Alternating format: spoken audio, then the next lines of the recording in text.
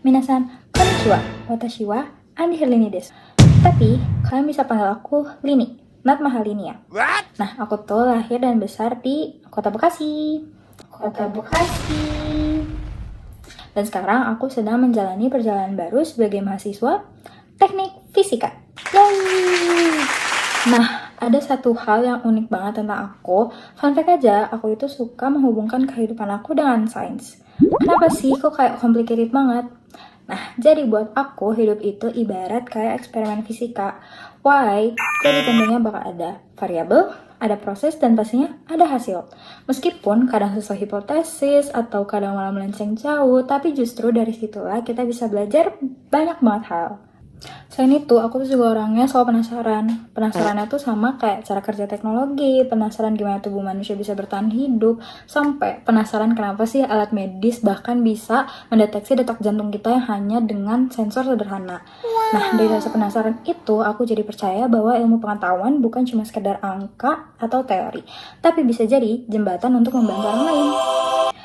Nah, dari kesempatan ini, aku mau berbagi refleksi tentang perjalanan my past, now, and future selama kelas Schoolers 2025. Mulai dari bagaimana aku menjalani proses ini, bagaimana kesadaran aku berubah, sampai visi misi dan rencana yang ingin aku capai, terutama di bidang biomedis.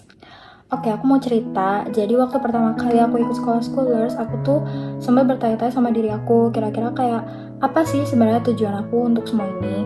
Tapi seiring berjalannya waktu, aku tuh mulai sadar bahwa sekolah Schoolers ini bukan hanya tentang belajar teori, tapi tentang membentuk pola pikir.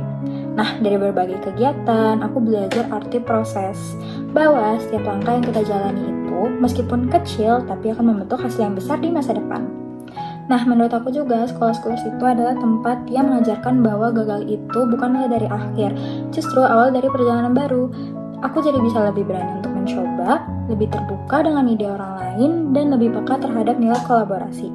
Jadi, makna dari sekolah Schoolers untuk aku adalah wadah untuk menempa kesadaran diri, bukan sekedar ruang belajar. Fun fact lagi, jadi sebelum aku ikut sekolah Schoolers, aku tuh sering banget ngejalanin hidup aku secara otomatis aja. Misalnya bangun, kuliah, pulang, belajar, tidur, dan repeat. Itu tuh semuanya tuh kerasa kayak rutinitas yang monoton aja. Dan aku juga jarang banget bertanya pada diri aku sendiri, kenapa sih aku ngelakuin ini dan untuk siapa sebenarnya aku belajar gitu. Tapi, setelah aku ikut proses di sekolah Schoolers ini, aku mulai terbiasa untuk merefleksi diri aku. Aku belajar melihat kembali langkah-langkah aku, menilai mana yang baik, mana yang buruk, dan mana yang perlu diperbaiki. Kesadaran yang tumbuh adalah bahwa aku tidak hidup hanya untuk diri aku sendiri. Ada orang lain, ada masyarakat, ada teman-teman aku, dan ada lingkungan yang ikut terhubung dengan perjalanan hidup aku. Jadi pada intinya, kesadaran itu tentunya ngebuat aku hati-hati sekaligus lebih berani. Maksudnya hati-hati itu lebih dalam memilih langkah, tapi juga berani dalam menentukan arah hidup. Nah, sekarang kan aku menjalani peran aku yang baru sebagai mahasiswa teknik fisika. Dan kalau misalnya aku hubungkan dengan konsep ikigai, aku tuh dapat 4 hal yang penting banget. Jadi yang pertama itu what I love, tentunya aku suka ilmu yang bisa memberi manfaat langsung buat orang lain. Terus ada what I'm good at, itu aku punya kemampuan analisis, logika, dan aku senang banget memecahkan masalah. Terus juga ada what the world needs, itu dunia butuh inovasi dalam bidang kesehatan dan teknologi medis tentunya. Dan yang terakhir itu what I can be paid for, yaitu teknologi medis adalah bidang yang berkembang pesat dan disinilah kontribusi sekaligus peluang masa depan aku. Nah, dari situ tentunya aku bisa merumuskan visi hidup aku, yaitu menjadi engineer yang mampu mengembangkan teknologi medis yang inovatif, terjangkau, dan bermanfaat bagi masyarakat luas. Nah, tentunya untuk menggapai visi itu aku memiliki misi. Yang pertama, mengasah kemampuan di bidang biomedis melewati riset dan berbagai sumber yang ada. Yang kedua, terlibat dalam organisasi atau komunitas yang bergerak di bidang kesehatan. Dan yang ketiga, membuat inovasi sederhana di bidang alat medis berbasis fisika selama masa kuliah.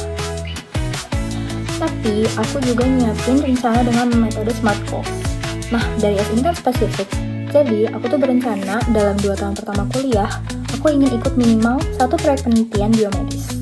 Terus ada measurable, yaitu aku targetin aku bisa ikut minimal 2 lomba atau kompetisi inovasi di bidang teknologi medis. Terus ada achievable, yaitu aku akan belajar langsung dari dosen, senior, dan komunitas riset di kampus. Terus juga ada relevan, yaitu semua langkah ini relevan dengan visiku untuk berkontribusi di dunia medis. Dan yang terakhir itu ada timely. Nah, sebelum lulus kuliah, aku sudah ingin minimal banget punya satu prototipe alat medis yang bisa aku uji coba. Tapi kalian tuh tahu gak sih?